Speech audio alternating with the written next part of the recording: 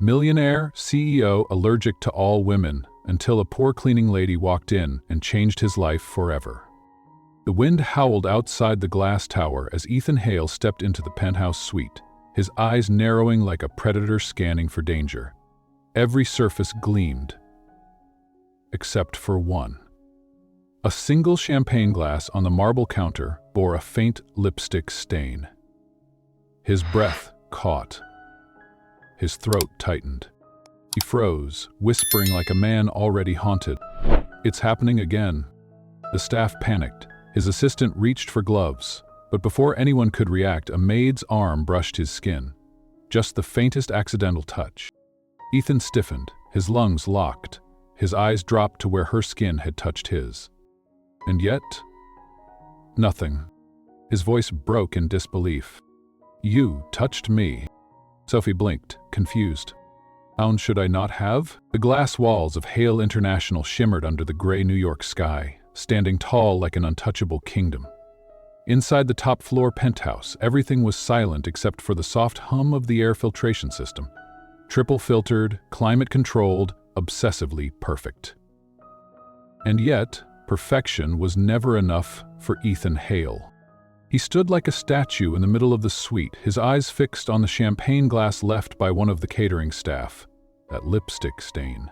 Faint, barely visible, might as well have been a crime scene.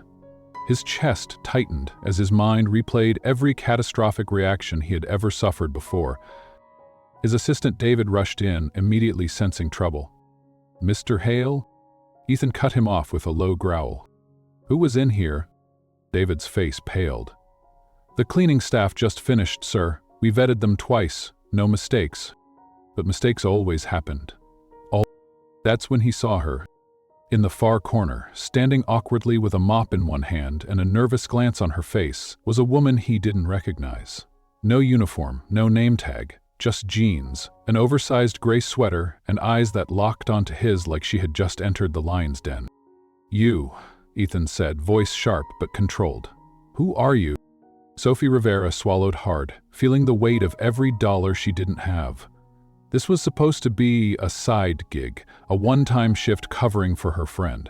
But now, facing the most powerful man in the building, it felt like she was standing on thin glass. "I'm with housekeeping, sir. They called me in last minute. I'm sorry." She took a hesitant step forward, reaching out to collect the glass. But as her arm extended, the world shifted. Her sleeve brushed his skin. Time stopped. Ethan's breath hitched. His skin tingled. His eyes darted to the point of contact, expecting the familiar rush of hives, the tightening in his chest, the itch crawling up his neck that always followed any accidental touch from a woman. But this time, nothing. His jaw slackened. His heartbeat thundered. "You touched me?" Sophie's brow furrowed. I can grab some hand sanitizer if you want." The absurd calmness of her voice only deepened his confusion. "No. You don't understand," he whispered, almost to himself. "You shouldn't have been able to." David, who had frozen in panic, watched the scene unfold like it was some medical miracle. Or a ticking bomb. "Sir, do you need me to call your physician?" Ethan raised a hand to silence him. His attention never wavered from Sophie. "What's your name?" "Sophie. Sophie Rivera." He repeated it softly, as though testing the sound of something impossible. Sophie shifted uncomfortably, gripping the handle of her mop. "Look, if I did something wrong, I'm really sorry. I just need to finish this job." But Ethan's mind was already racing. For years, his so-called condition, a rare, untreatable allergic reaction to female contact, had kept him isolated. No handshakes, no relationships, no intimacy. Even the simplest accidental touch would leave him bedridden, struggling to breathe. Every woman who tried to get close was met with his cold, calculated distance. Not by choice, but by necessity. Until now. Until her... Ethan took a step closer, his sharp features unreadable. His presence filled the room like an overwhelming current. "I need you to come work for me." Sophie blinked. "Excuse me?" "You're hired. Effective immediately." "Hired?" she echoed, incredulous. I'm not even qualified, I'm just... "You're exactly what I need." His voice lowered, smoother, calculated. I intend to study why your touch doesn't affect me. This could change everything." David cleared his throat nervously. "Sir, perhaps we should—" "David," Ethan snapped, "draft her contract." Sophie took a half step back. "Wait a second. I have a life. I can't just—" "I'll triple your current salary," Ethan interrupted without hesitation. "Full benefits, private driver, healthcare, dental." He leaned forward slightly, voice velvet and steel. "And more importantly, Miss Rivera, freedom from living paycheck to paycheck." His words landed heavy because they were true. Sophie was drowning in bills. Her part-time shifts barely kept the lights on in her tiny apartment in Queens, and the art school she dreamed of felt further away with every overdue notice. She narrowed her eyes, searching his face for any trace of humanity beneath the flawless suit. "You think you can just buy people?" "No," Ethan said coolly. "I buy time, and right now, your time is valuable." The audacity made her blood boil. But it wasn't just audacity. It was desperation disguised as power. Sophie could see it now. This man didn't just want to study her. He needed her. "Fine," she said finally. "But I'm not some experiment. You want me? You get me. Sarcasm, bad coffee, and all." A faint, almost imperceptible smile flickered at the corner of Ethan's mouth. The first time, perhaps in years, that amusement dared to surface. "Agreed," he said simply.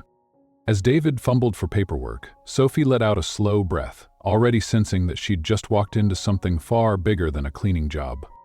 Something dangerous, something intoxicating. And neither of them had any idea how much their lives were about to change. Chapter 1: The Accidental Touch. The city was soaked in rain. New York shimmered beneath the dim glow of streetlights as thin sheets of water danced across the glass towers. The sidewalks glistened like rivers under headlights. Sophie Rivera pulled the hood of her oversized sweater tighter over her head, gripping the crumpled work order in her hand as she raced down the avenue. This wasn't supposed to be her shift. Rosa had called just hours ago, sick again. One extra shift, one extra paycheck. That's all it was supposed to be. Now, standing before the towering glass fortress of Hale International, Sophie's stomach twisted. The building loomed into the clouds like it was challenging heaven itself. Cold, untouchable, terrifyingly perfect. The marble lobby swallowed her whole. Crystal chandeliers sparkled like frozen stars, casting long shadows across polished floors. Everything gleamed, everything whispered, "You don't belong here."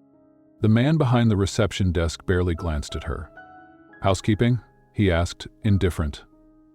Sophie nodded, breathless, water dripping from her hair. "Yes. Penthouse suite." Without another word, he slid a silver keycard across the desk. His eyes said everything, his mouth didn't. "How did you get in here?" The private elevator hummed quietly as she rode alone to the top. The walls reflected her soaked jeans, the cheap sneakers, the tangled hair. She caught her own anxious eyes staring back. One shift, just one shift, in and out. The elevator doors opened with a soft chime, and for a moment, Sophie forgot how to breathe. The penthouse stretched before her like a cathedral. Endless glass walls opened to the Manhattan skyline, glittering like scattered diamonds beneath storm clouds. Sleek furniture sat in pristine order, not a pillow out of place, not a footprint on the polished wood floors. But beneath all that perfection, the silence was deafening. This wasn't a home, this was a monument. A museum built by a man who had everything, except the ability to live inside it. Sophie forced herself forward, her sneakers squeaking slightly against the floor. She moved quickly, quietly, careful not to disturb anything. Her hands trembled as she approached the marble countertop. There, alone and oddly out of place, sat a champagne glass, the faintest trace of lipstick staining its rim. She reached for it, and that's when the voice cut through the silence like a knife. "Don't touch that." Sophie's heart jumped, she spun around, and she saw him. He stood in the doorway, tall and impossibly composed, like some sculpture carved from ice. The tailored black suit fit him like it had been stitched directly onto his frame. His dark hair was perfectly combed, not a strand out of place. But it was his eyes that held her still.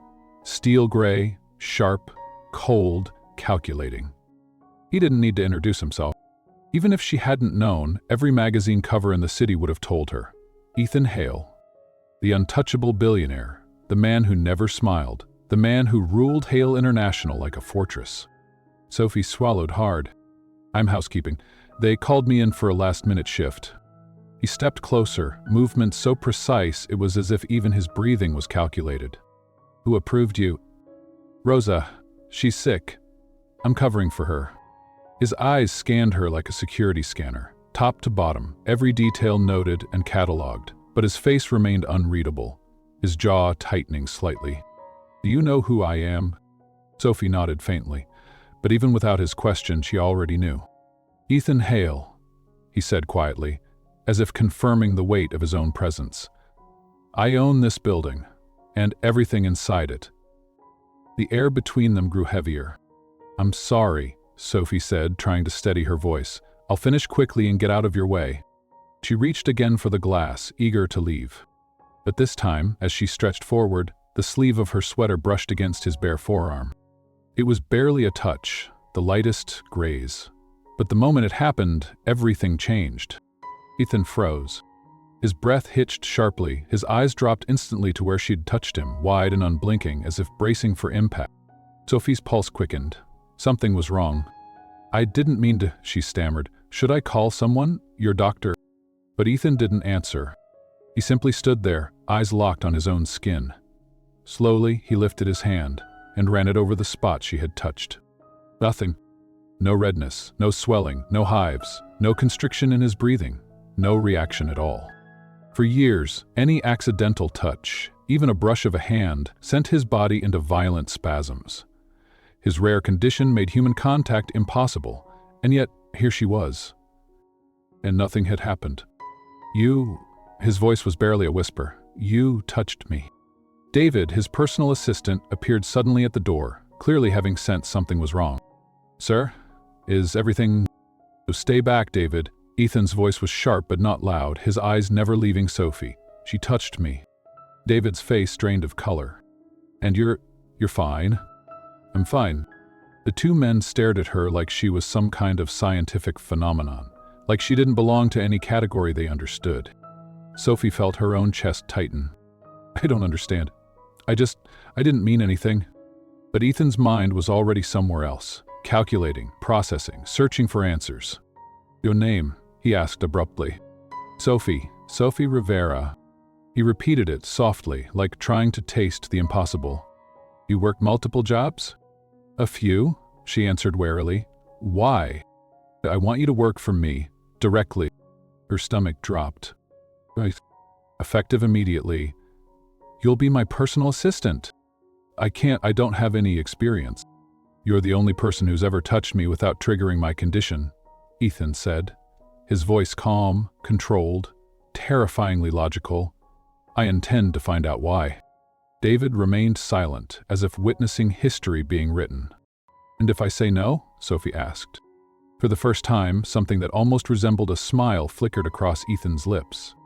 "Then you'll walk out of this room and never know what you gave up." His words weren't threatening. They were simply true. Sophie looked at him, looked at the world behind him, the skyline, the wealth, the coldness, the loneliness. The man who could buy anything, except this one thing he'd never had. Was it touch? Closeness. And now, for reasons neither of them understood, she was the first breach in his fortress. Sophie exhaled slowly. Her heart was pounding, but something inside her, that stubborn streak that had kept her alive all these years, whispered, "Why not?" "Fine," she said softly. "But don't think for a second you get to treat me like a lab rat." Ethan nodded, voice steady. "Dion." And somewhere deep inside his cold, controlled chest, something unfamiliar stirred for the first time in years. Something dangerous. Something very much alive. Chapter 2. The Rules of Proximity. The following morning, Sophie stood outside the towering glass doors of Hale International headquarters. Not as a janitor this time, but as something far stranger. She was now the personal assistant to the most untouchable man in New York. The sun glared off the polished surface of the building as if it wanted to blind her into turning back. But Sophie stood still, steadying her breath. She hadn't slept much. Part of her still wondered if last night had been real. If this job offer had been some bizarre dream. But the car waiting for her at dawn, sleek, black, and fully paid for, suggested otherwise. The doorman opened the door without a word. She stepped inside. The air was cool, perfectly regulated, and smelled faintly of leather and money. The receptionist greeted her with a polite but puzzled smile, as though she couldn't quite figure out how someone like Sophie had made it past the front desk. The private elevator was waiting for her again. As the doors closed, Sophie whispered under her breath, "What have you gotten yourself into?"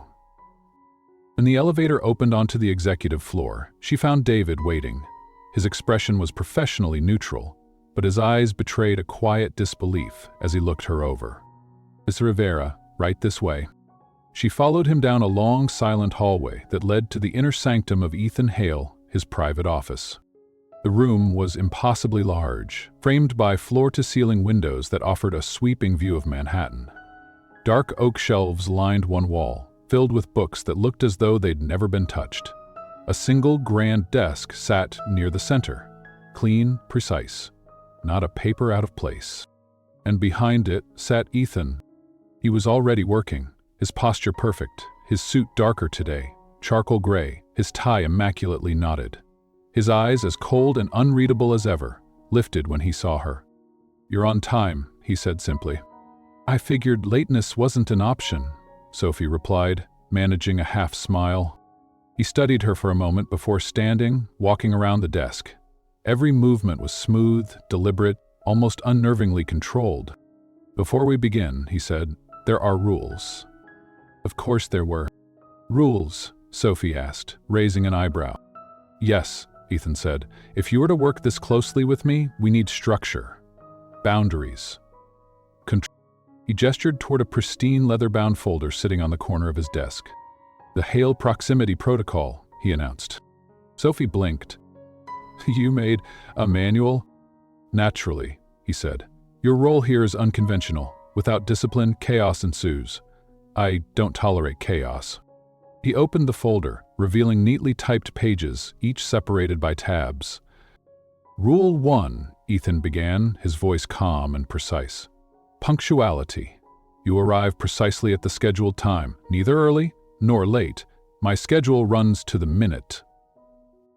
Sophie nodded slowly, biting her lip to keep from smirking. "Rule 2, he continued, "physical contact is prohibited unless initiated for testing purposes. Accidental touches must be avoided." At that, Sophie couldn't help herself. "Testing purposes? That's what we're calling it?" "Don't misunderstand," he said evenly. "This is about observation, controlled variables.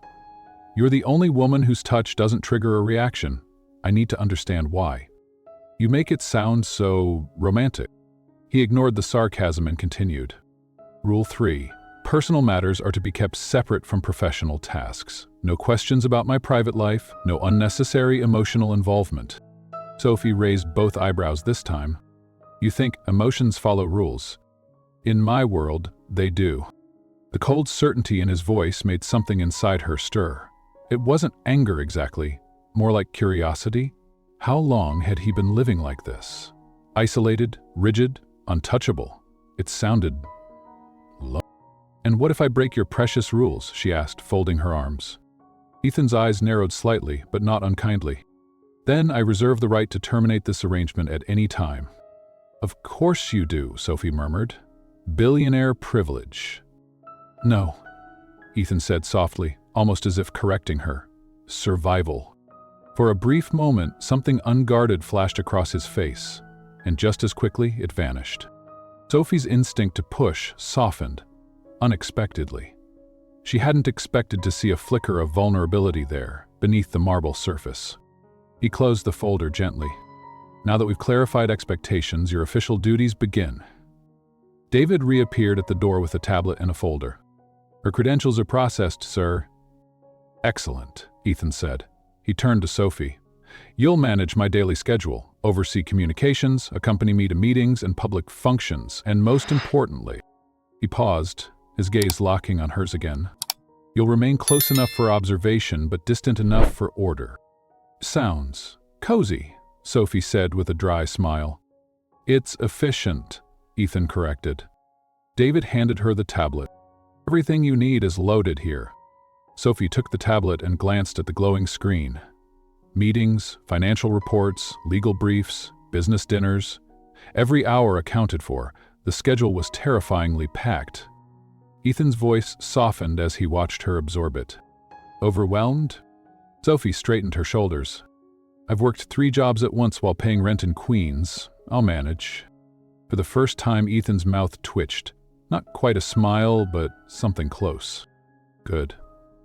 You may begin with my coffee. Sophie glanced around. There's no kitchen here. Correct. The cafe downstairs. Black. No sugar. Of course, Sophie said lightly. God forbid you enjoy a little sweetness in your life. Sweetness clouds focus. She almost laughed at how serious he was. Or maybe you're just allergic to joy. He didn't reply. By the time she returned with his coffee, her curiosity about this strange man had only deepened. She handed him the cup carefully, watching him take a sip.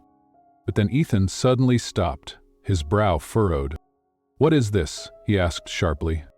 Sophie blinked. Coffee. Black. There's cinnamon. A pinch, she admitted. I thought it might give it a little warmth, flavor. Ethan set the cup down like it was poison. Cinnamon throws off the chemical balance. Or maybe it throws off your control, she challenged. For a moment they simply stared at one another. 2 very different storms colliding. And yet, in the tension between them, something unspoken flickered. Neither dominance nor submission, neither boss nor employee, but something much more dangerous. Curiosity. Finally, Ethan exhaled softly. Try again. Sophie smirked. Without cinnamon? Without surprises.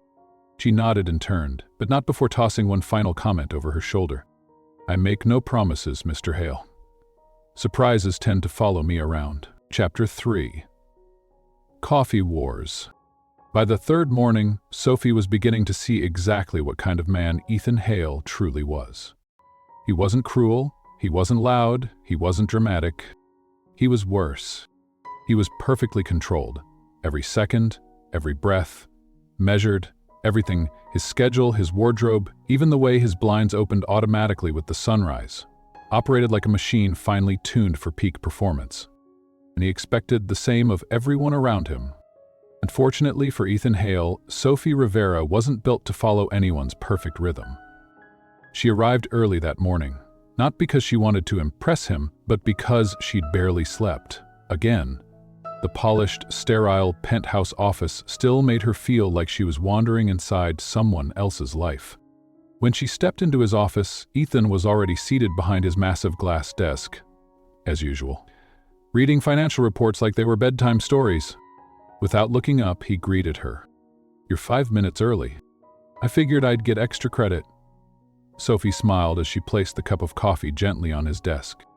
Black, she said. No sugar, no cinnamon, no surprises. Ethan finally lifted his eyes, studying her expression before glancing at the coffee. You're learning. His voice was calm but firm, like a teacher grading a test. Sophie crossed her arms. I'm a fast learner. He reached for the cup and took a sip. And immediately, his jaw tightened. What is this? He said, his voice low. Sophie blinked. Coffee? The same one I got yesterday. There's something different. There's oat milk, she admitted. Just a splash, it's better for your digestion. Ethan set the cup down with exaggerated care, as if afraid to contaminate himself further. Miss Rivera, he said, his tone sharpening like a scalpel, I did not request oat milk. I know, Sophie replied sweetly. I thought I'd take some initiative. His eyes narrowed. Initiative is not what I hired you for. No, but you hired me to make sure you don't drop dead from stress. Oat milk is heart-friendly. You should be thanking me. There was a pause, a long one. Ethan leaned back in his chair, steepling his fingers under his chin. Miss Rivera, you enjoy testing my patience. Honestly, she said with a small grin, it's kind of my hobby. A silence hung between them. But strangely, it wasn't hostile. It was something else entirely. An unspoken challenge neither one of them wanted to lose. Sophie could feel it. Beneath the iron suit and marble mask, there was a man who wasn't used to being challenged, who lived in a world where people obeyed, not questioned, where everything was predictable, except her. And for reasons she didn't fully understand yet, Ethan didn't dismiss her. He didn't fire her. He didn't storm off or explode. Instead, his lips twitched. Barely, but it was there. The faintest hint of a smile. "Bring me another cup," he said softly, this time strictly black. "Your wish is my command," Sophie said with mock formality, giving him a small curtsy before turning toward the door. "And no oat milk," he added behind her. She threw him a grin over her shoulder. "You know fun." Downstairs in the private executive cafe, the barista recognized her now. "Back again?" he asked, smiling. "Yup, oat milk was not appreciated," she whispered conspiratorially. "Today we're playing it safe, black, plain, boring." "That sounds like Mr. Hale," the barista chuckled as he handed over the cup. Sophie smiled, but deep down her mind was spinning. There was something about Ethan Hale that was pulling her in. Not romantically, at least not yet, but something else, something heavier. She didn't understand it, but she could feel it. This strange magnetic pull between two people who had no business sharing space. When she returned with the corrected coffee, Ethan accepted it silently. This time, he took a sip, swallowed, and nodded once. "Acceptable." "Acceptable?" Sophie raised an eyebrow. "That's all I get? Let's not pretend we're aiming for awards." "You're impossible." "No," he said calmly. "I'm efficient." She shook her head, trying not to smile. "You really don't do small talk, do you?" "Small talk is inefficient." "So are allergies to women," she shot back before she could stop herself. Ethan froze, not in anger, but in surprise. It was the first time she'd mentioned it aloud since that night. His voice, when it returned, was quieter. "This condition is not something I joke about." "I wasn't joking," Sophie said softly. "I'm just curious." He stared at her for a long moment. Not cold, not cruel, just searching. "Curiosity," he said, "is dangerous." So was isolation.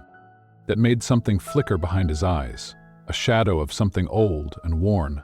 Loneliness, maybe. But he blinked it away and sat up straighter, returning to his shield of perfect composure. "We should move on," he said. "Your first task is to accompany me to a board meeting this afternoon. I want you to observe my schedule and take notes." "Observe. Got it." She tilted her head. "Do I have permission to speak if I notice you need caffeine refills?" "Only if you get it right this time." The boardroom was even more intimidating than his office. A long mahogany table stretched across the room, surrounded by men in expensive suits, women in power dresses, each one seated like a chess piece carefully positioned for battle. The windows displayed a panoramic view of Manhattan's concrete skyline, but no one was looking outside. Every eye was on Ethan when he entered. Sophie followed him quietly, keeping a respectful distance. The meeting began, full of reports, charts, stock projections, mergers. The language was sharp, clipped, cold. Numbers, forecasts, percentages.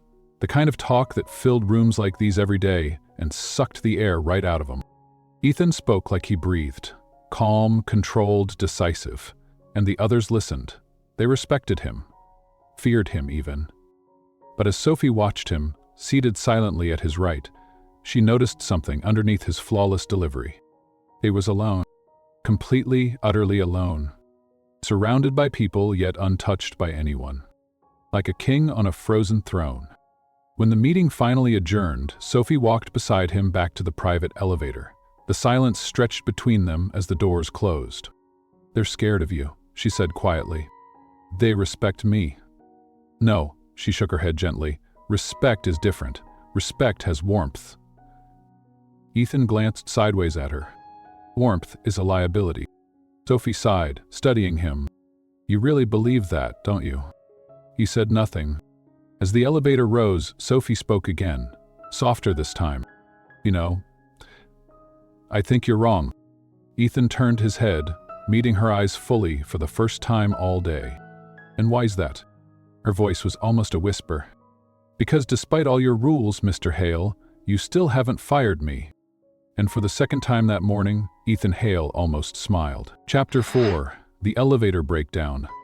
The board meeting had ended hours ago, but Ethan hadn't returned to his usual stoic rhythm. Something was off. Sophie could feel it as she followed him down the quiet hallway toward the private elevator that only he used. His steps were still precise, his posture still upright, but his breathing, just barely, was different. Quieter. Uneven. Almost. She didn't say anything, not yet. The elevator doors slid open, and they stepped inside together. The doors sealed shut behind them, cutting them off from the world. The soft hum of the motor filled the small, enclosed space. Sophie glanced at the panel. 74 floors to descend. She clasped her hands in front of her, stealing a glance at him through the reflection in the polished metal.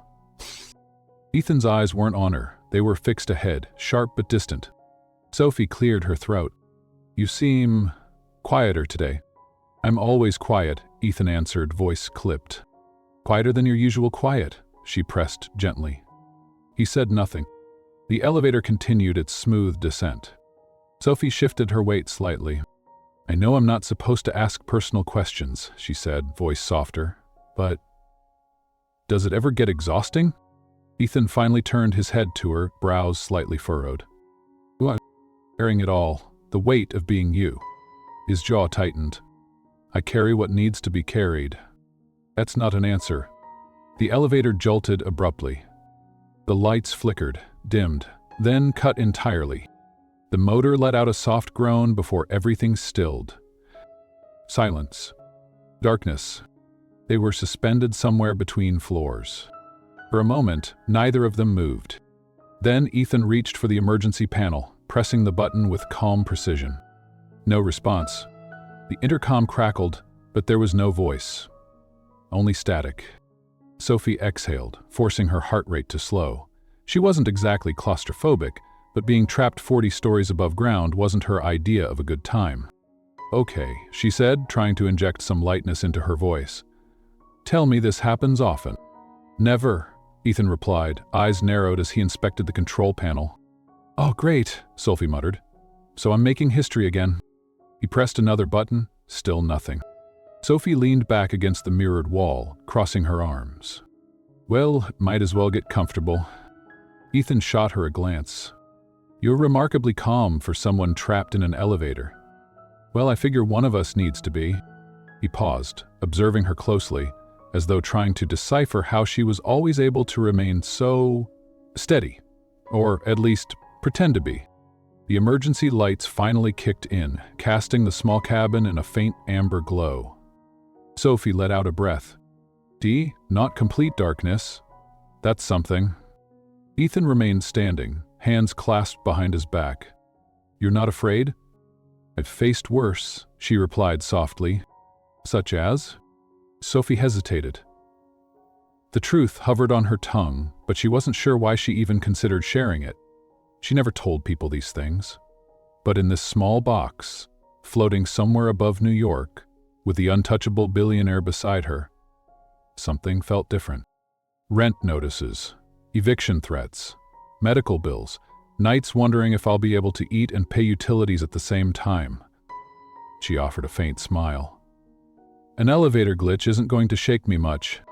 For a long moment, Ethan said nothing. His eyes remained on her face, as though she had just exposed a world entirely foreign to him. And in many ways, she had.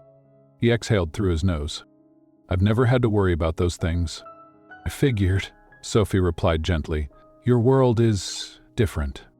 "Different isn't always better." The words slipped out before he seemed to realize it, and for the first time since she met him, Sophie heard something in his voice she hadn't heard before. Loneliness. Not the cold, self-inflicted kind, but something older, deep. "Is it the allergy?" she asked carefully. "Is that why you keep everyone so far away?" Ethan looked up sharply, as though surprised she'd dared to speak the question aloud. "I told you?" "I know," Sophie interrupted softly. "You don't want to talk about it. But I can't help wondering." Ethan's voice was low when he finally responded. "When I was 10, I had my first reaction. My mother hugged me after my grandfather's funeral. By the time she let go, I couldn't breathe. My throat closed, my skin broke out. They thought I was dying. Sophie's breath caught. And it kept happening after that? Every time. Every contact. The older I got, the worse it became. His jaw tightened. The doctors couldn't explain it. Some called it a genetic disorder. Some called it psychosomatic. The press called it a curse. And my father? He stopped himself, his lips pressing into a tight line. He called it weakness. The words sat heavy in the small space. Weakness. It explained everything. The walls he'd built, the fortress he lived in, the impossible standards, the obsession with control. That's why you made all these rules, Sophie said quietly. The manuals, the schedules, the boundaries. Control is survival, Ethan repeated. But control isn't living. The words hung between them, raw and unfiltered. Sophie didn't know where the courage came from, but she pushed gently, her voice no louder than a whisper. Don't you ever get tired, Ethan? For the briefest moment, his defenses wavered. She could see it in his eyes. The battle between instinct and vulnerability. Between the man he'd trained himself to be and the boy who never quite healed. Sometimes, he admitted, so softly she barely heard it. The elevator shifted slightly, as if teasing them, but still didn't move. Sophie offered him a small smile, her tone light but sincere. Well, if we're going to die in here, you might as well know. You're not as scary as you think. Ethan looked at her, brow raised, almost amused. Scary wasn't the goal. Could have fooled me. And for the first time since she had entered his world, Ethan Hale laughed. Not forced, not polite. A real, quiet, almost disbelieving laugh, as if the sound itself surprised him. You're impossible, he said softly. No, Sophie smiled, leaning back against the wall. I'm just not afraid of you. Their eyes met again, and this time, neither one of them looked away. When the elevator finally resumed its descent and the doors slid open to the ground floor, neither spoke for several long seconds. But something had shifted between them, something irreversible. Not spoken, not defined, but very, very real. Chapter 5. Business Dinner Disaster. 2 days later, Sophie stood outside Ethan's private dressing room, clutching a dry cleaning bag as if it might save her from what was coming.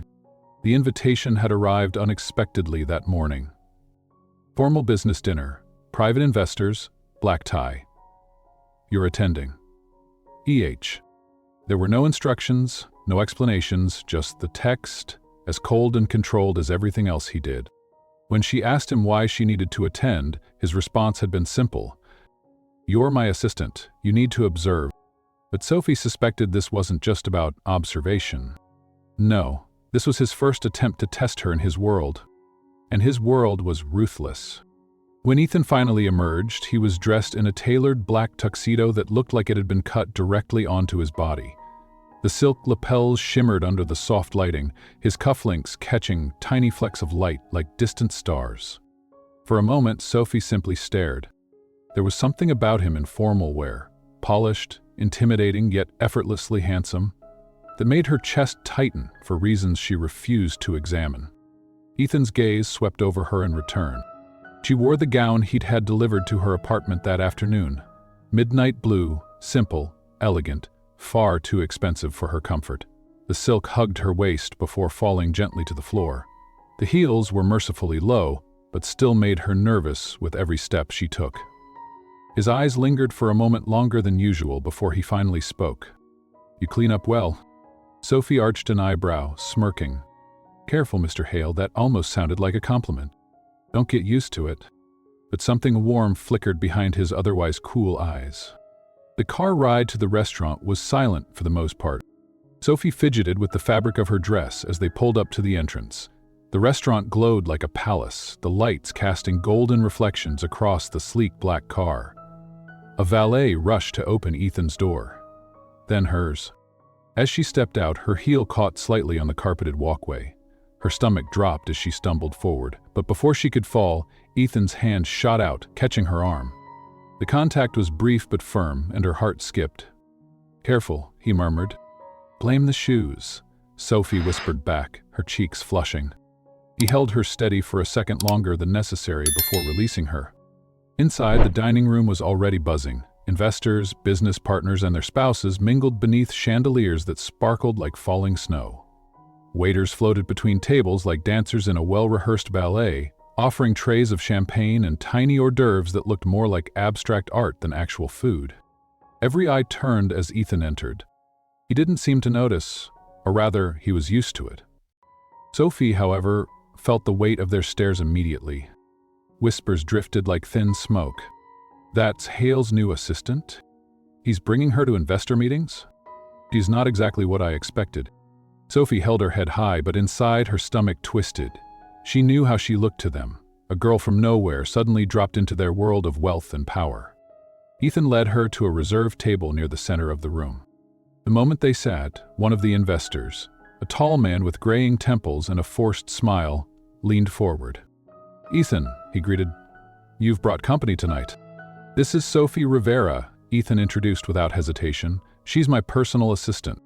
The man's eyes flicked over Sophie quickly, politely, but with thinly veiled curiosity.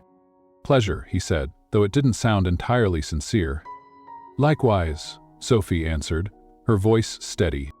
They were joined by several others, each introduction blending into the next: partners, lawyers, board members, wives dripping in diamonds. Sophie sat, perfectly poised, doing her best not to fidget, but beneath the table, her fingers twisted nervously around the napkin in her lap. She didn't belong here, and they all knew it. The dinner began. Dishes arrived in perfect rhythm: soup, then seafood, then steak, each course more elaborate than the last. Sophie tried to mimic the etiquette around her, counting forks, copying the other women at the table. But when the soup came, she hesitated for half a second before realizing she'd picked up the wrong spoon. Ethan, without looking at her, whispered under his breath. Second spoon from the outside. "Do you have eyes in the back of your head?" she muttered. "No, you're just predictable." She bit back a smile, but part of her warmed at the fact that he'd noticed and quietly saved her from embarrassing herself. Conversation around the table shifted as the evening progressed, moving from mergers to quarterly profits to politics to investments that sounded like code words from another planet. Sophie nodded occasionally, pretending to follow, but her mind wandered. She watched Ethan instead. How easily he spoke in this world. How effortless his power was. How alone he still seemed, even surrounded by admirers. Then, as if the night wasn't already tense enough, someone new arrived at the table. Victoria Langston. Tall, blonde, elegant, and dangerous. Ethan's ex-fiancée. Sophie had heard of her name, whispered often by David and others in passing, the one woman who had nearly become Mrs. Hale, before mysteriously disappearing from Ethan's life. Victoria approached with a glass of wine in hand, her smile perfectly rehearsed. "Ethan," she purred, "I didn't expect to see you here tonight." "Victoria." Ethan's tone was neutral, but cool. "Enjoying yourself?" "Of course," she replied, her eyes drifting towards Sophie with faux innocence. "And who's this charming young woman?" "My assistant," Ethan said flatly. Victoria extended a perfectly manicured hand. "Sophie, is it? How refreshing." Sophie shook her hand, forcing a polite smile. "Nice to meet you." Victoria's gaze lingered a second too long, reading her like an open book, before turning back to Ethan. "She must be very capable," she said sweetly, though the condescension was razor-sharp. "She is," Ethan said, his voice firmer now. Sophie's stomach tightened, but she didn't respond. The passive-aggressive tension was thick enough to cut with a knife. As dessert arrived, Sophie reached for her water glass, her nerves finally getting the better of her.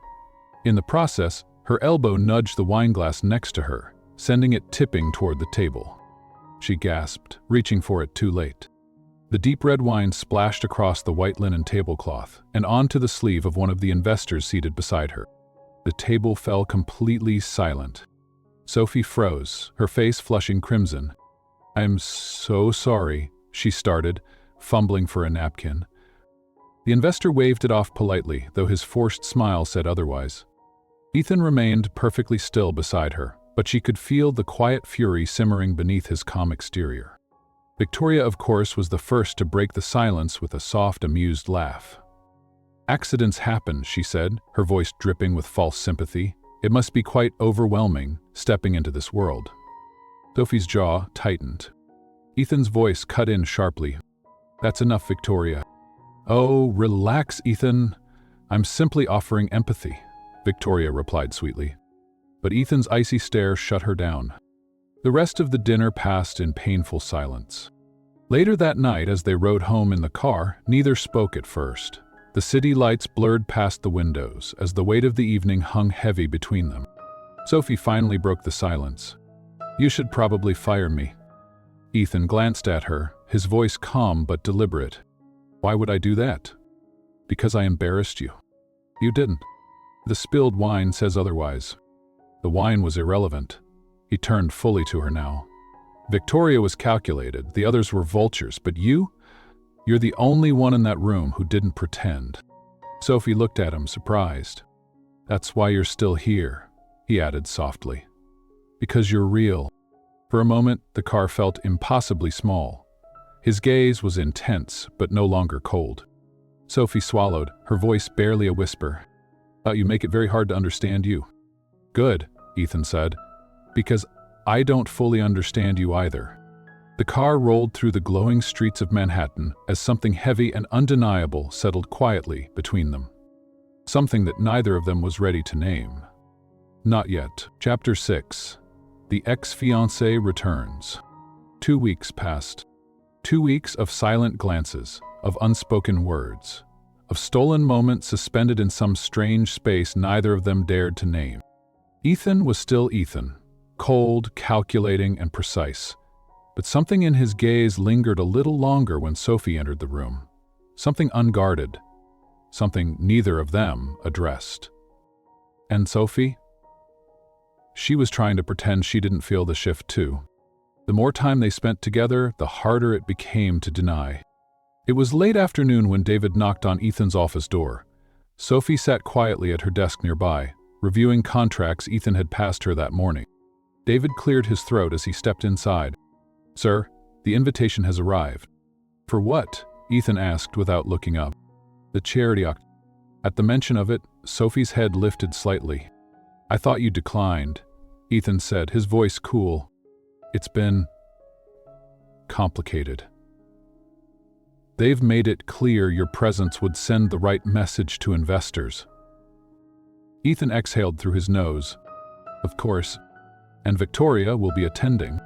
At that, Ethan's jaw tensed. Sophie noticed it instantly. "Victoria again?" she said before she could stop herself. Both men turned toward her. "Yes," David confirmed. "She's one of the hosts this year." Sophie quickly looked back at her screen, pretending to read. "You'll need to attend," David continued. "Bringing your assistant may help minimize attention." Sophie's heart skipped. Ethan's voice was calm but decisive. "Fine. Miss Rivera will accompany me." David nodded and left, closing the door behind him. The room went quiet again. After a long pause, Sophie finally asked softly, "Should I be nervous?" Ethan looked up, studying her carefully. "Only if you plan to spill wine again." She smirked, but her smile was tight. "I'll do my best." But beneath her humor, her nerves were already building. The charity auction was held inside one of Manhattan's oldest and grandest hotels. Marble columns, golden chandeliers, and velvet-lined staircases. It felt like stepping into an old-world palace, every corner filled with people who moved like they belonged to a different species.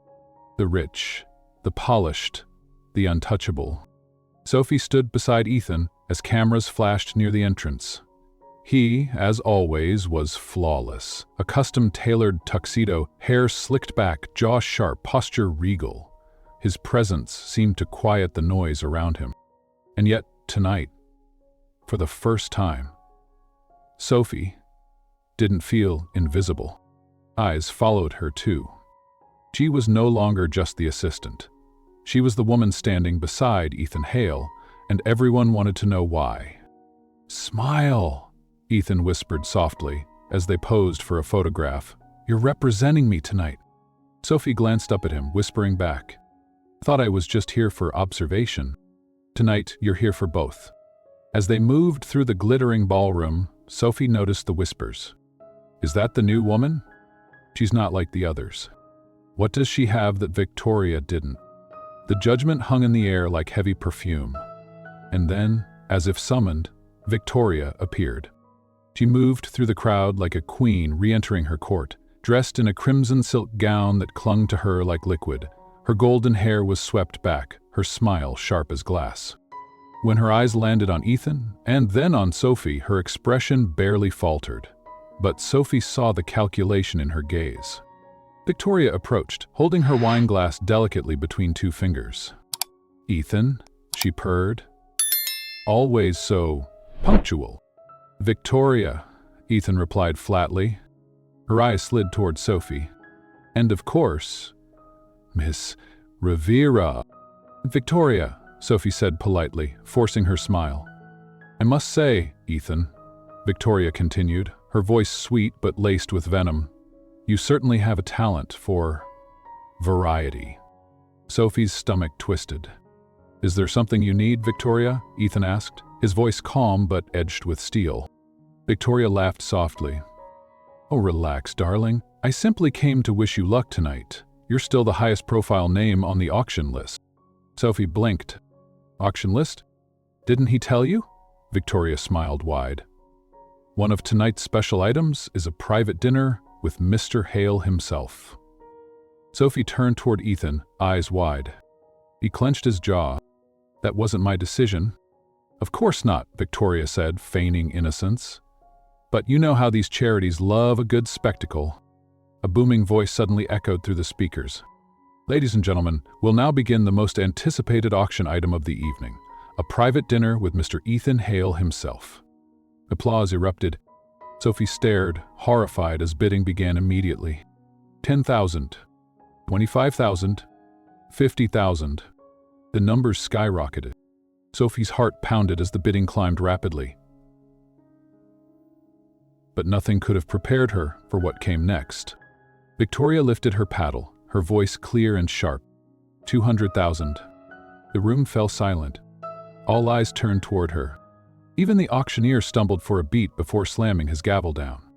"Sold, to Miss Victoria Langston." The room exploded into polite applause, but Ethan stood frozen. Sophie felt sick. Victoria sipped her wine, turning toward Sophie with a soft, mocking smile. "Looks like we'll have dinner again after all, Ethan." "This isn't a game, Victoria," Ethan said under his breath. "Oh, darling," she whispered with a smile, "everything's a game." And with that she disappeared back into the glittering crowd. The car ride home was thick with silence. Sophie stared out the window, her heart still pounding. She wanted to speak, but didn't know where to start. Finally, Ethan broke the silence. "You don't need to attend the dinner. I'll handle it." Sophie shook her head. "That's not what's bothering me." Ethan glanced at her, waiting. "She wants something," Sophie said quietly. "She's not spending 200,000 for dinner?" "I know.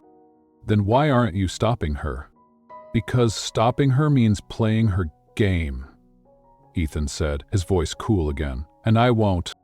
"But she's trying to control you." Ethan's jaw tightened. "Let her try." For a moment Sophie studied him, feeling that same heaviness settle between them again. "Ethan," she whispered, "you're allowed to let people help you, you know." His eyes snapped to hers, sharp and searching. "Help is a weakness." "No," Sophie said gently. "Isolation is." Their eyes locked for a moment too long. The car hummed quietly beneath them. The lights of the city glimmered like falling stars outside the window. "You don't belong in this world, Sophie," Ethan finally said softly. "And yet, you're the only person I trust." Her breath caught. She didn't know what to say. Neither did he. The rest of the ride home passed in quiet. But as Sophie lay awake that night, staring at the ceiling of her tiny apartment, one thought wouldn't leave her. She wasn't just falling into his world. She was falling for him. Chapter 7. The Uninvited Kiss. The weeks after the charity auction unfolded like a quiet war inside both of them. Neither Sophie nor Ethan spoke of Victoria again. They didn't have to. Her presence hovered like invisible smoke, a threat neither wanted to acknowledge but both silently braced for. Instead, they buried themselves in work. Meetings, contracts, endless schedules. But something had shifted. They both felt it, like a string pulled taut between them. The silences were heavier. The glances lingered longer. And every moment alone together felt like standing on the edge of a cliff neither dared to jump from. Until one night, everything unraveled. It was nearly midnight when Sophie returned to the office. Ethan had requested additional reports, and though she could have emailed them, part of her hadn't been able to resist the pull to come back. The building was nearly empty. The city outside glowed softly beneath the dark sky. As she stepped into Ethan's office, she found him standing on the balcony, a rare sight. He wasn't reading, he wasn't working, he was simply standing there, one hand resting against the glass railing, staring out at the skyline. The wind gently moved through his perfectly styled hair. For the first time, he looked small, human. Sophie hesitated in the doorway. She could have left the file on his desk quietly and slipped away, but her feet didn't move. Instead, she whispered, "Couldn't sleep?" Ethan didn't turn. "Sleep is inefficient." Sophie stepped closer, letting the door close behind her. "You say that like you believe it. Belief has nothing to do with it." The wind picked up slightly, brushing against the thin silk of her blouse. She shivered, but didn't care. "You always stand out here alone?" she asked gently. "I'm always alone, Sophie."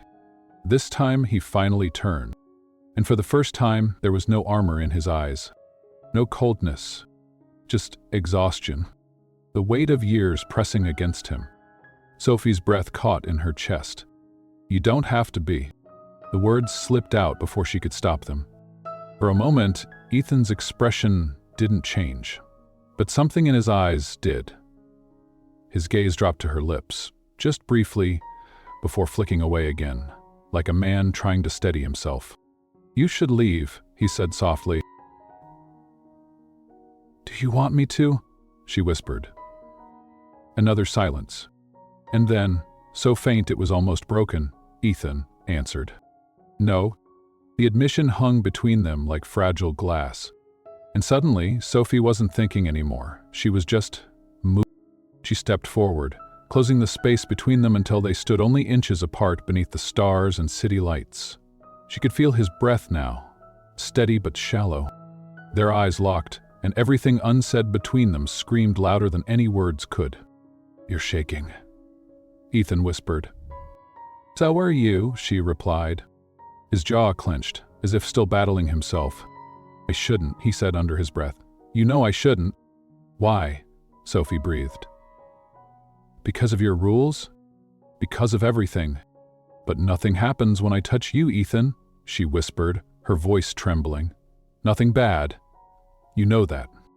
And then, without permission, without caution, without thinking, Sophie lifted her hand and gently touched his face. His breath hitched, but he didn't pull away. Her fingertips brushed his jawline. Warm, solid, alive. His skin was smooth beneath her touch, his eyes searching hers with quiet desperation. "See," she whispered. "You're fine." But Ethan wasn't fine. He was on fire. All the control, the rules, the calculations, they cracked in an instant. And then he moved. His hand slid behind her neck, pulling her in with sudden certainty. Their lips met. The kiss was neither gentle nor tentative. It was fierce, desperate, pent-up emotions finally breaking free like a dam bursting after years of pressure. Sophie melted into him, her fingers gripping his jacket as his mouth claimed hers fully. The world around them vanished, the office, the city, the past. For that moment there was only this. Only them. When they finally broke apart, their breaths were ragged, faces inches apart. Sophie whispered, "What was that?"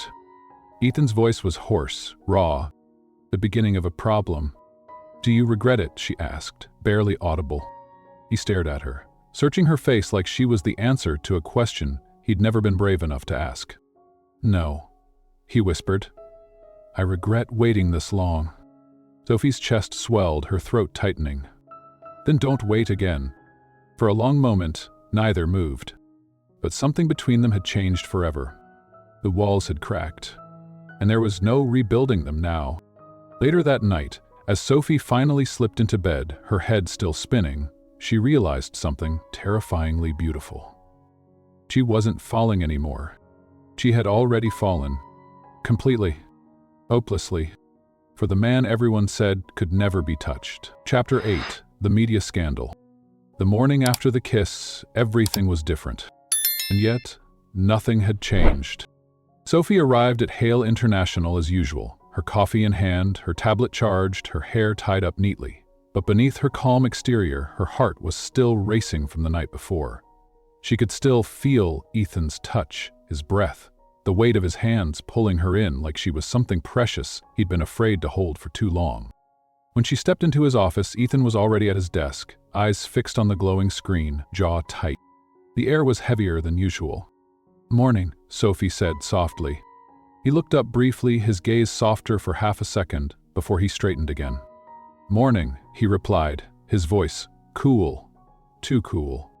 The tension was delicate, new, unspoken.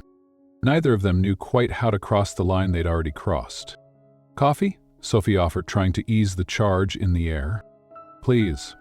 She placed the cup gently on his desk, and for a moment, as their fingers brushed, neither of them pulled away. But before either could speak, David stormed through the office door without knocking.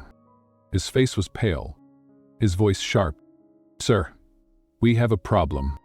The words sliced through the room like a blade. David placed a tablet on the desk and slid it toward Ethan. The headline flashing across every financial and gossip outlet hit like a punch to the gut. The billionaire Ethan Hale's secret relationship with his assistant exposed, mystery woman identified as Sophie Rivera. Below the headline, photos from the charity auction filled the screen. Sophie standing beside Ethan, the glances exchanged, the faint smile on his lips. Worse. Photos from last night. A grainy but damning image of Sophie entering the building late at night. Alone. Sophie's stomach flipped. "How did they even—" she began, her voice cracking. "The paparazzi have been circling ever since the auction," David said grimly. "They've been waiting for something like this."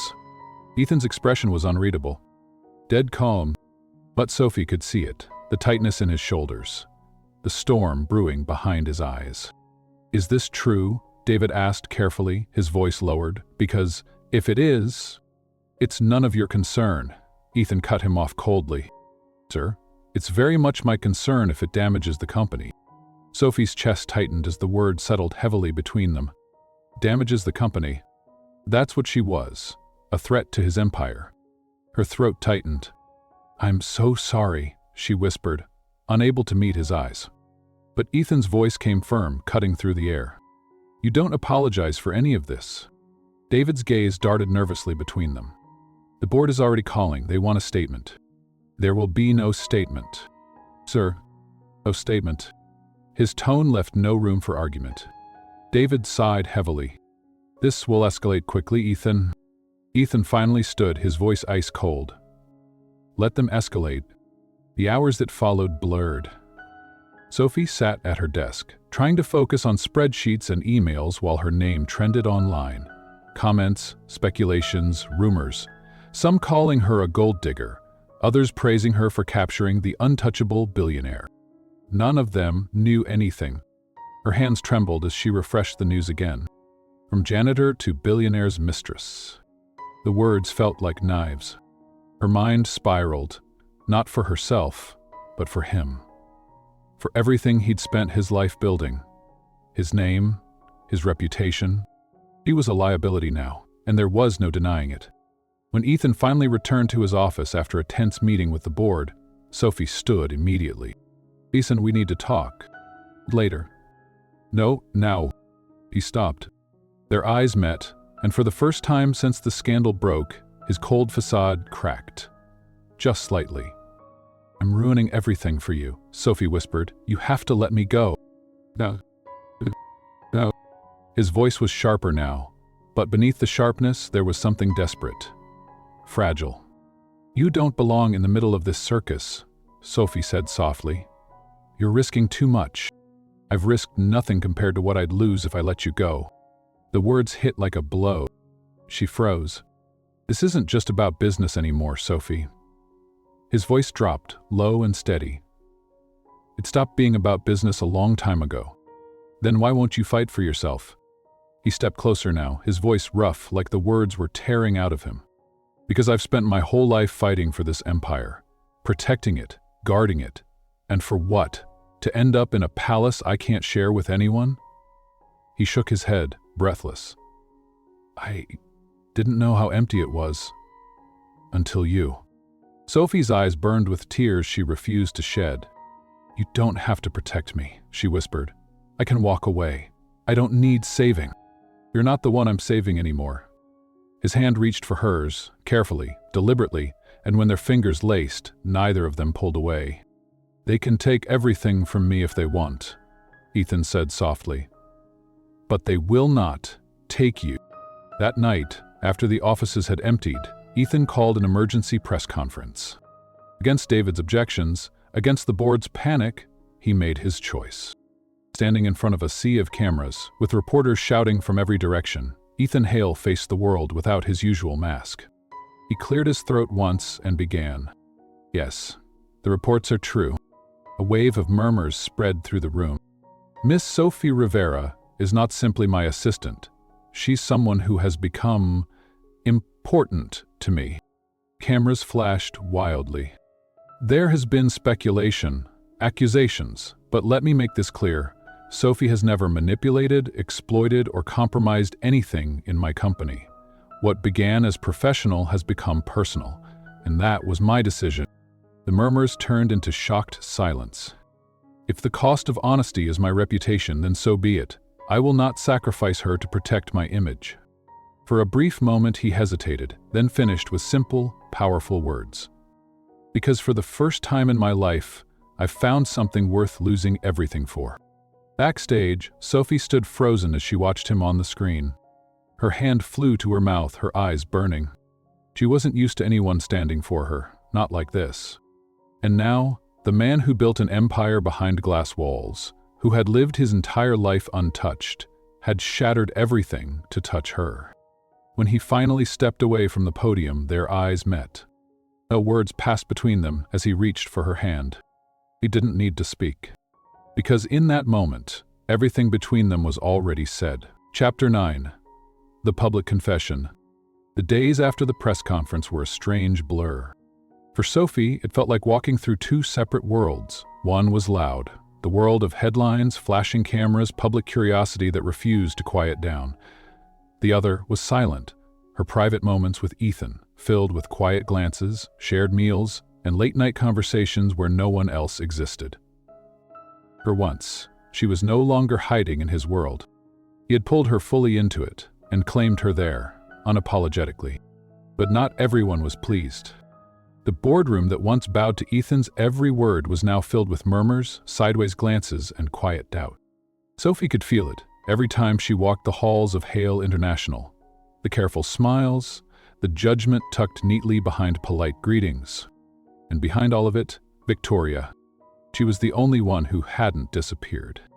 One afternoon, as Sophie gathered files from the executive suite, Victoria cornered her in the hallway. "Enjoying your new status, Miss Rivera?" Her voice was sugary sweet, but sharp as a blade. Sophie refused to flinch. "I don't think about it much." "Oh, but you should," Victoria smiled. "You think this lasts? That you'll sit beside him forever?" She stepped closer, lowering her voice. "You don't belong here, you never did, and sooner or later he'll remember that." Sophie's chest tightened, but her voice remained steady. "If you're waiting for me to break, you'll be waiting a long time." Victoria's eyes narrowed. "You're not special, Sophie. You're simply convenient. For now." With that, she turned and walked away, heels clicking sharply against the marble floor. That night, Sophie sat alone on the balcony of her tiny apartment, staring at the glowing skyline. The doubts whispered like shadows around her. She wasn't afraid of Ethan, she trusted him. But Victoria's words triggered something buried deep, something that had followed Sophie her whole life. The fear of being temporary, replaceable, unworthy. Ethan arrived unannounced an hour later.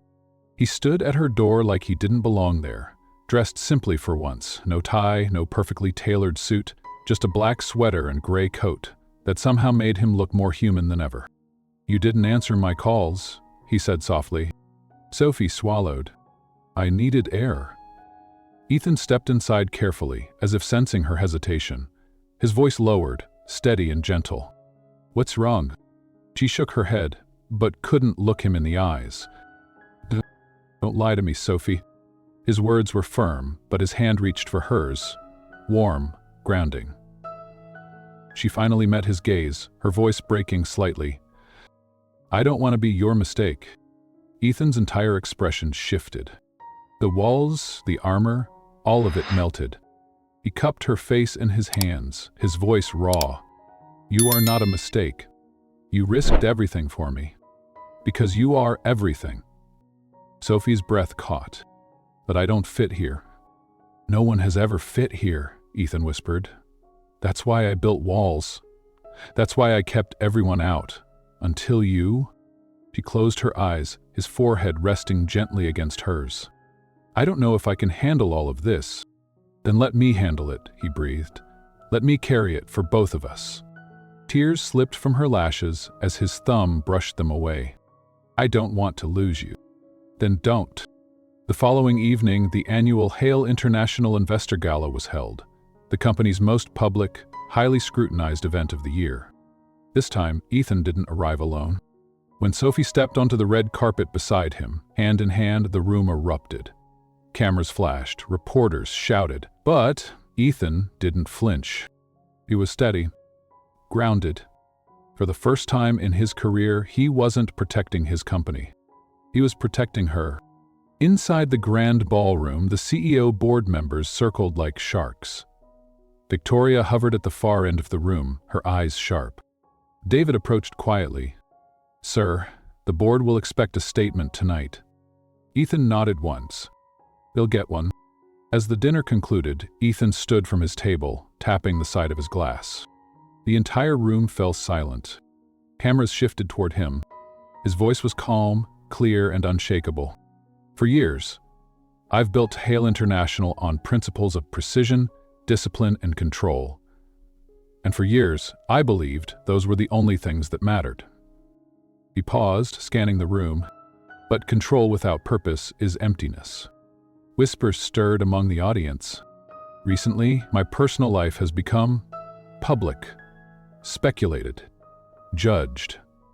His gaze sharpened. "Tonight, I won't deny it.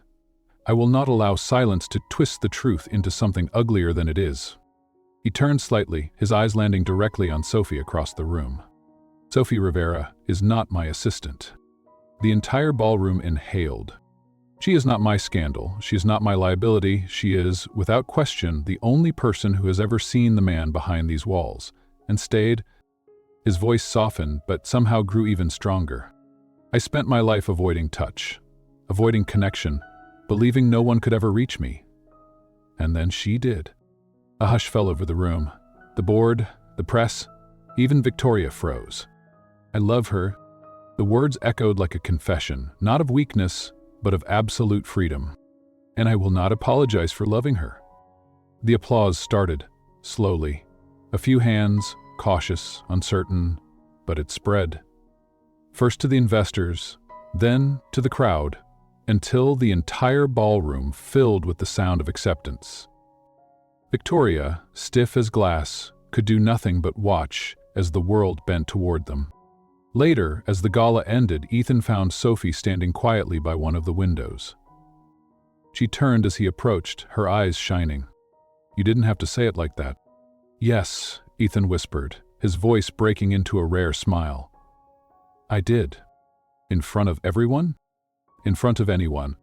He cupped her face once more, their foreheads gently touching. "You're not temporary, Sophie, and you're not untouchable."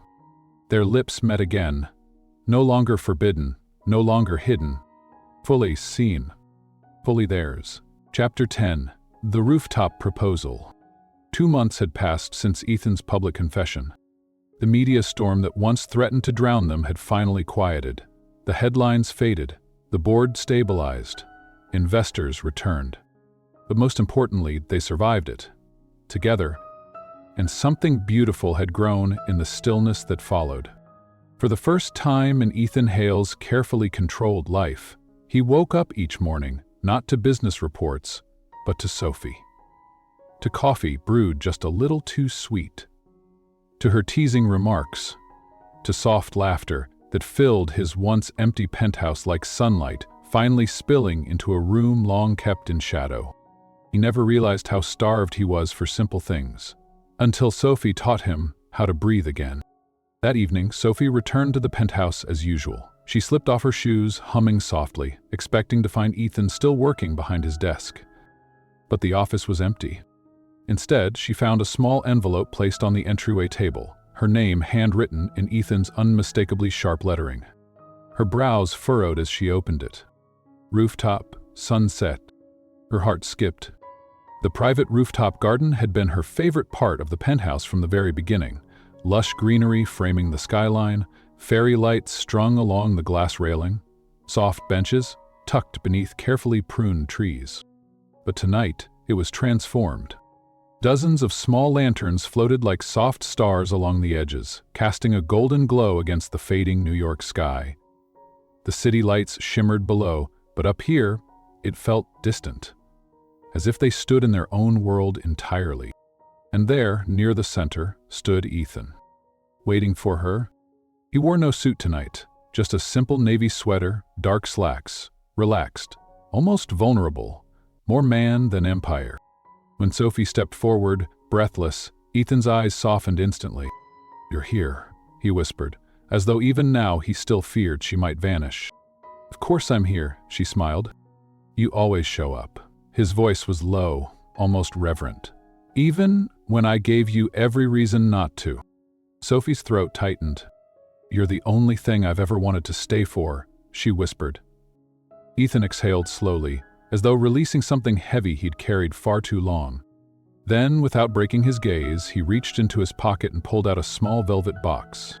Sophie's breath caught, her world narrowed to the small object in his hand. Simple, elegant, quietly terrifying. Ethan took a slow, deliberate step closer, his voice soft but certain. "Sophie Rivera," he began, his eyes never leaving hers. "When you walked into my life, you broke every rule I spent years building. You forced me to feel again when I thought feeling was dangerous. You touched me, not just physically, but in ways I never imagined were possible. And I'm not afraid of it anymore." Her eyes brimmed with tears as his voice cracked. The man who had once been stone was now nothing but open heart. "I don't need my world if it doesn't have you in it." He lowered himself to one knee. "I want to argue with you. I want to debate coffee recipes. I want to watch you break every rule I make for the rest of my life." "Sophie," his voice was barely a whisper now, full of reverence. "Will you marry me?" The tears finally spilled freely as her hands flew to her mouth.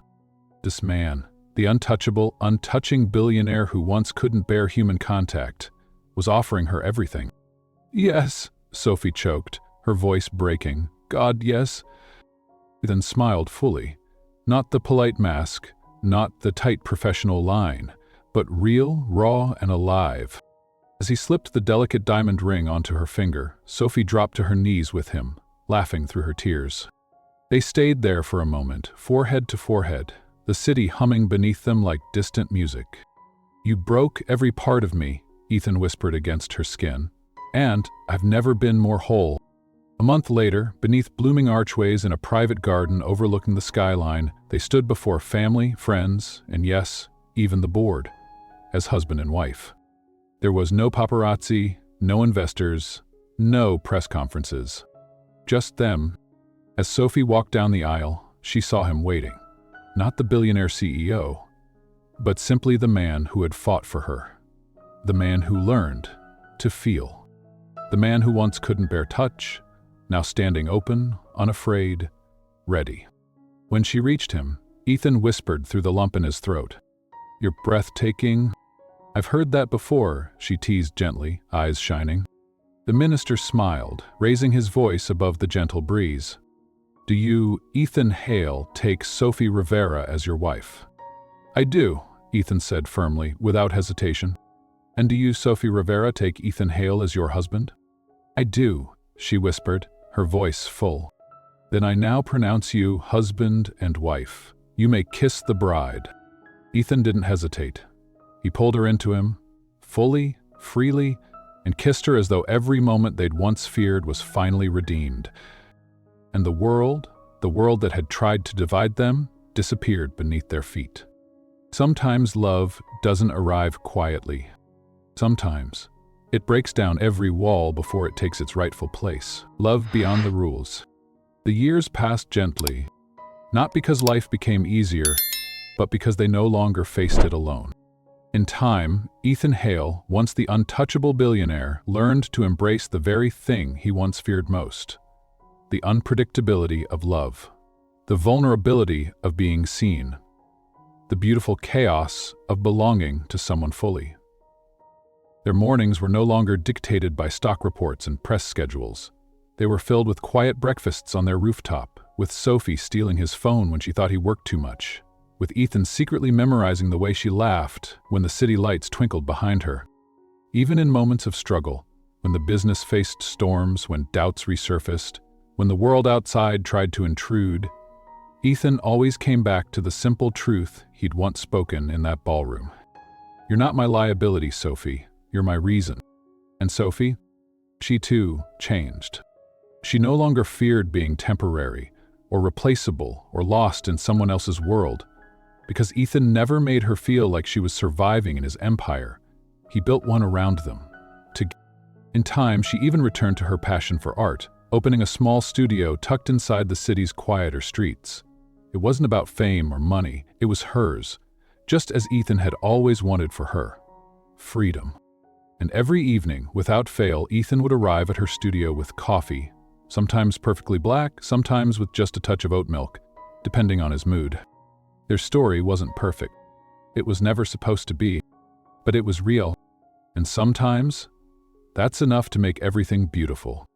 Because true love doesn't always arrive wrapped in perfection. Sometimes, it arrives wrapped in brokenness. And when two broken people choose each other anyway, that's where healing begins. Dear listener, if you've stayed with us until the very end, maybe this story wasn't just about Ethan and Sophie. Maybe, in some quiet corner of your heart, you've stood in their place, afraid of being loved or afraid of losing it once you found it. But love doesn't ask us to be flawless. It only asks us to be brave. If this story touched you in any way, I invite you to share your thoughts in the comments below. On a scale of 0 to 10, how deeply did Ethan and Sophie's story move your heart?